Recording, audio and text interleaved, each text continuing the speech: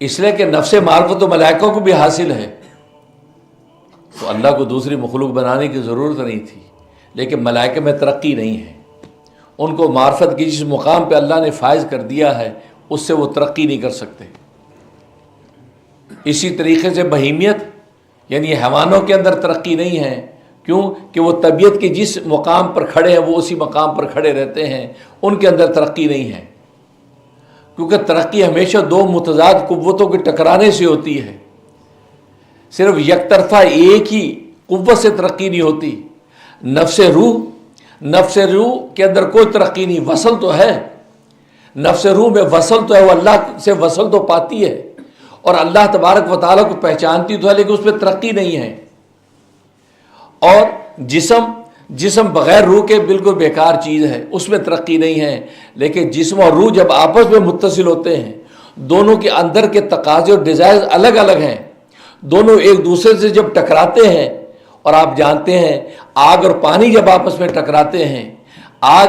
پانی کو بجھانا چاہتی ہے، مٹانا چاہتی ہے، اور پانی آگ کو بجھانا چاہتا ہے، لیکن درمیان میں لوہے کی جب دیوار ہوتی ہے تو دونوں کے ٹکرانے سے اسٹیم پیدا ہوتی ہے، بھاپ پیدا ہوتی ہے، اس بھاپ کے ذریعے سے آپ کے ہوائی جہاز اڑتے نظر آتے ہیں،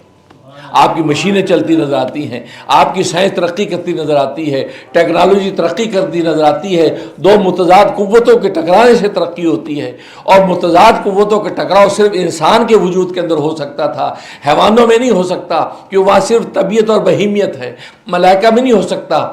وہاں صرف نورانیت ہے۔ ہاں انسان کے اندر اللہ تبارک و تعالیٰ نے ملائکہ جیسی قدوسیت اور نورانیت بھی رکھی، اور حیوانوں جیسی بہیمیت اور پستی بھی رکھی۔ دو متضاد قوتیں ہیں، ملکوتیت چاہتی ہے کہ بلندی کو پکڑے، اور بہیمیت اور حیوانیت چاہتی پستی کی طرف گرے۔ دو متضاد قوتیں جب ٹکراتی ہے تو ایک تیسری چیز پیدا ہوتی ہے جس کو ترقی کہتے ہیں، اسی ترقی کا نام تقویٰ ہے۔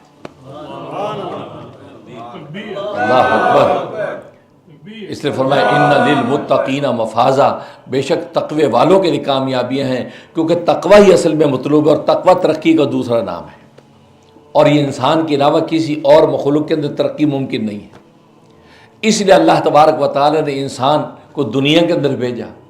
اور خاک کے ساتھ جب روح متصل ہوئی ہے تو ایک زندہ سلامت جب انسان کھڑا ہوا تو متضاد قوتوں کا یہ حامل تھا، اور متضاد قوتیں جب آپس میں ٹکراتی رہیں تو ان ٹکراؤ کے نتیجے میں ترقی ہوتی رہی۔